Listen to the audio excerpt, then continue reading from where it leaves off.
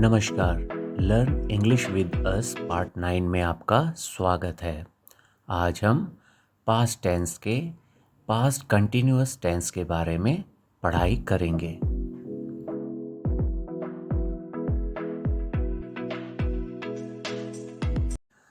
Past continuous tense describe an ongoing action or state that was happening at a specific point in the past।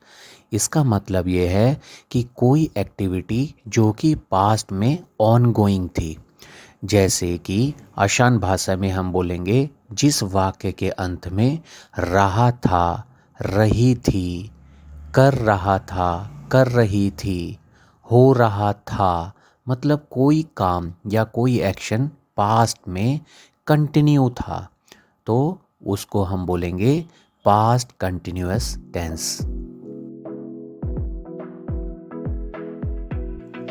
Past continuous tense में हम लोग was या वर का use करते हैं और यहाँ पर वर्ब की फर्स्ट फॉर्म लगती है और उसके आखिरी में हमें आईएनजी ऐड करना होता है। तो सबसे पहले हमारा एफर्मेटिव या सिंपल सेंटेंस का हम रूल देख लेते हैं, जो कि इस प्रकार है। सब्जेक्ट प्लस वाज या वर प्लस मेन वर्ब की first form plus ING plus object. इसका नेगेटिव सेंटेंस कैसे बनेगा उसका रूल देखते हैं। वो है सब्जेक्ट प्लस वाज या were plus not plus main verb की first form plus ING plus object.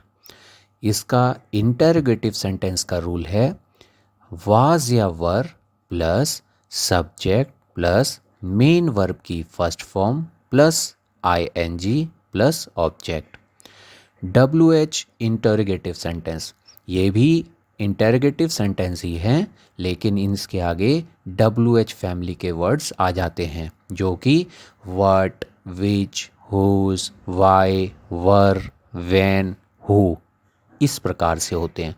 तो WH इंटरोगेटिव सेंटेंसेस के रूल हैं WH फैमिली प्लस वाज या were plus subject plus main verb की first form plus ING plus object. हम देख रहे हैं कि इसमें हम लोग वाज या वर का यूज़ करते हैं, तो अब हमको ये पता लगाना है कि वाज कहाँ लगेगा हमारा और वर कहाँ लगेगा। तो हमारा वाज लगता है आई, ही, शी और इट के साथ, जैसे कि I was, he was, she was, it was. और वर लगेगा हमारा वी, यू और दे के साथ, जैसे कि वी वर, यू वर, दे वर। वर का यूज़ हम लोग हाइपोथेटिकल कंडीशन में भी यूज़ कर लेते हैं, या मतलब कोई ऐसी कंडीशन जो मतलब हुई नहीं है, मतलब किसी वजह से कोई काम नहीं हुआ है, वहाँ पर भी हम लोग वर का यूज़ करते हैं। जैसे कि if I were taller I could reach to the top shelf, यदि मैं लंबा होता तो मैं टॉप शेल्फ की तरफ बढ़ सकता था। अब हम पास्ट कंटिन्यूअस टेंस के एग्जाम्पल्स को देखेंगे। हमको क्या करना है, जो पास्ट कंटिन्यूअस टेंस के हमने अभी रूल पढ़े हैं उन रूल्स को अपने सामने रखना है और इन एग्जाम्पल्स को ऑब्जर्व करना है, देखना है कि किस तरीके से जो रूल्स हैं वो इन सेंटेंसेस पर अप्लाई हुए हैं। तो पहला सिंपल अफर्मेटिव सेंटेंस हम देखते हैं। इसमें हमारा पहला उदाहरण है he was reading a book. तो ही के साथ वाज लगा है और रीड की फर्स्ट फॉर्म के साथ में हमने आईएनजी को यूज़ किया है। दूसरा सेंटेंस है दे वर प्लेइंग सॉकर। तो इसमें दे के साथ हमने वर को यूज़ किया है और प्ले की फर्स्ट फॉर्म के साथ में हमने आईएनजी को ऐड किया है। तीसरा एग्जाम्पल है I was cooking dinner. Fourth example the children were playing outside. अब हम पास्ट कंटिन्यूअस टेंस के नेगेटिव सेंटेंसेस को देखते हैं। तो पहला सेंटेंस है she was not studying for exam, इसमें हमने वाज शी के साथ यूज़ किया है और हमने नॉट के बाद में स्टडी की फर्स्ट फॉर्म के साथ में आईएनजी को यूज़ किया है। तो पहला एग्जाम्पल था she was not studying for exam. Second example है we were not watching TV. Third example they were not talking during the meeting. And fourth example is my friends were not waiting for me at the station. अब हम past continuous tense के interrogative sentences के examples को observe करेंगे। इसमें हमारा was या वर subject से पहले आ जाता है और इसमें हमें वर्ब की फर्स्ट फॉर्म के साथ में आईएनजी को यूज़ करना है। तो हमारा पहला सेंटेंस है was she singing a song.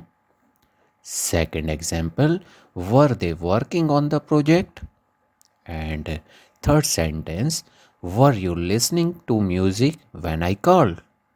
And fourth example is was she working on the assignment all night. अब हमें आपसे पूरी उम्मीद है कि अब आप सेंटेंस के जो रूल्स हैं उनको देखकर बहुत आसानी से नए नए सेंटेंस को क्रिएट कर पा रहे होंगे। तो आप प्रैक्टिस भी बहुत अच्छी से कर रहे हैं।